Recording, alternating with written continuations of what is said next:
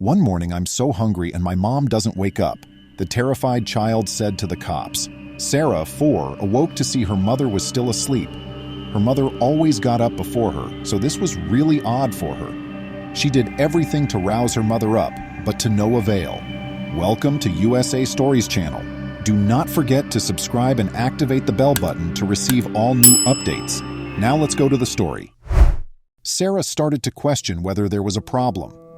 She called the only number she could recall, but her mother was still asleep as the hours went by. A small girl who had called 911 to report that her mother hadn't woken up all day was the target of a search by a female police officer and her crew. That evening, when the authorities broke into her home, the situation took a terrible turn. The police station's personnel were busier than normal that day, looking into a murder. Every hotline in the city was full of calls that were diverted to different crises. An unusual call from a small girl then occurred. 911, what's your emergency? An unsettling stillness stretched across the backdrop while the dispatcher replied, and then there was a loud wheezing sound on the receiver. I need to eat, a small child said. Mommy doesn't wake up all day. And she started crying. Where are you? I'm not sure. If I'm in trouble, Mommy told me to call 911, the child said, her voice trembling. The girl was then asked to provide further information about her location by the dispatcher. Calm down, and what's your name? Sarah. Sarah, can you tell me your address? There was a solemn quiet before Sarah provided the dispatcher her previous address, but she didn't remember where she was at the time. Sarah, could you please let me know where you are right now? Could you explain it? Despite not knowing the address, the little child managed to provide the officer with visual cues as to where she was at that moment. Outside, I can make out large gray homes. A large irate dog is barking outside. Outside are woods and a damaged gate. Okay, Sarah, continue where you are. Help is being dispatched immediately. After then, the information was sent to Officer Linda and her group.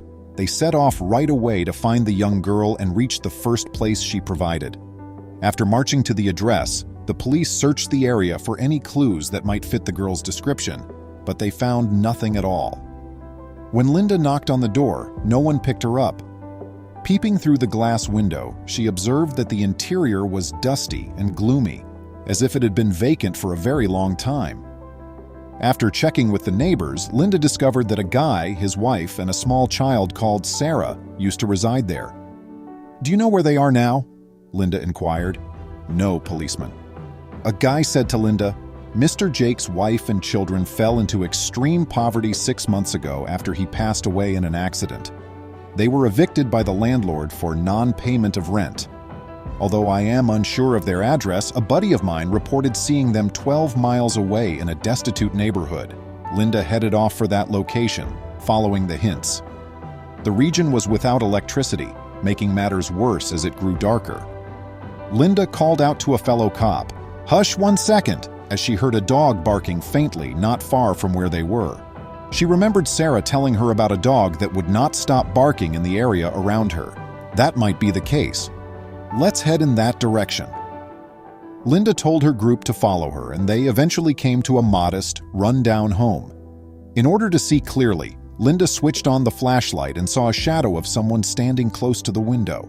When she peered nearer, she spotted a small child screaming and pleading for assistance.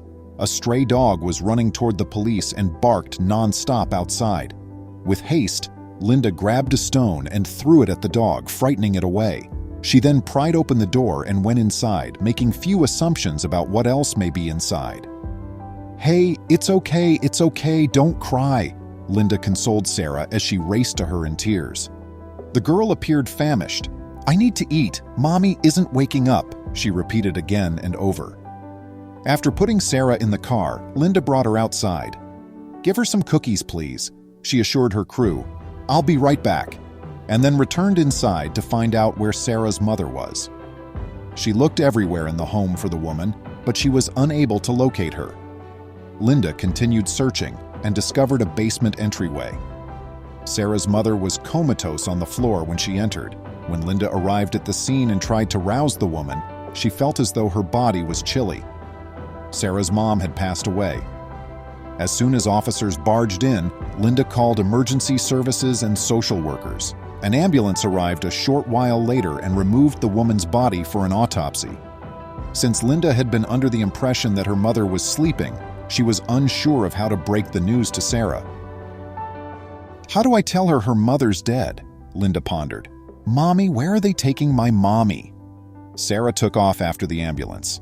In an attempt to console her, Linda halted and gave her a strong hug. "Mommy will be all right, sweetie. Be a nice girl and pay attention to my advice." "No, I'd rather visit my mother. Get away from me," Sarah sobbed and held her tiny stuffed animal. Shortly after, social services informed Linda that the daughter would be placed in foster care. The police officer didn't like the notion for some reason, and it bothered her to consider the effect it would have on Sarah, 5, when she found out her mother had died. "No, I'm going to bring the kid home tonight. She needs to eat, tidy up, and relax. Tomorrow I'll take her to the shelter," Linda urged. Linda drove Sarah home that evening. "My God, darling, who is this?" When Linda's husband Jacob answered the door and saw that Linda had a sleeping Sarah in her arms, he was taken aback. "Honey, I'll tell you everything, but not right now. I'm worn out. Can we have our meal first?" Later that evening, Linda told Jacob the whole story. "We still don't know how she passed away. Is the girl aware of this?" Jacob inquired. "No, I'm not sure how to inform her. Still, she believes her mother is doing well at the hospital. When she learns the truth, her heart will shatter." "Oh dear."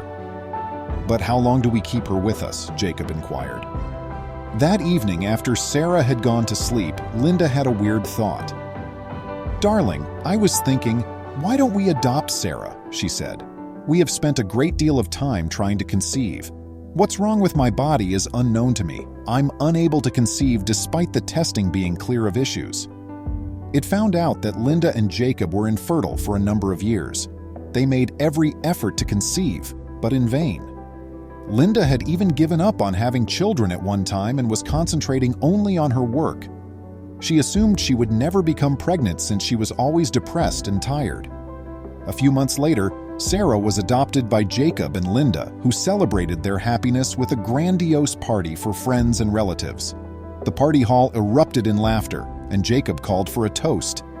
"I believed that meeting Linda was the happiest day of my life," he said. "However, I was in error. The moment I saw my wife rocking a small wonder to sleep, I was overjoyed." "Honey, can we be her parents?" was the question she posed to me. I was unable to resist the joy of becoming a father. "Happy little family of 3, cheers!" No, honey, wait, not 3, Linda abruptly cut off to a surprised Jacob. "We're going to be a happy little family of 4, she said, passing him an envelope with a test result that was positive. Jacob was the happiest guy on earth and could not believe what he saw. Linda's prayers were magnificently fulfilled just in time. "Happy little family of 4, everyone." With floods of happiness streaming from his eyes, Jacob lifted a toast. "Take a look at her. She is a tiny angel in need of love and guidance from her parents. She'll be offered for adoption, and she'll be taken in by an unknown couple. How about we adopt her? She truly is a lovely little miracle. How do you feel?" Jacob stared at Sarah, who was sound sleeping between them, thinking about what Linda had said. He recognized that this was the happiness he had been waiting for his entire life when he sensed their purity and presence eliminate the emptiness in their lives. The small act of kindness you perform makes someone who is grieving feel better.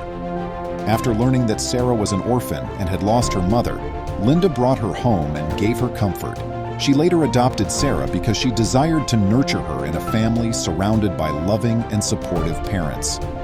Love, compassion, and miracles will rise from a compassionate heart that reaches down to uplift others. Because Linda did not want to give Sarah an orphan's life, she adopted Sarah. After several unsuccessful tries, she fell pregnant because of her kindness and affection for the young child, which gave her hope.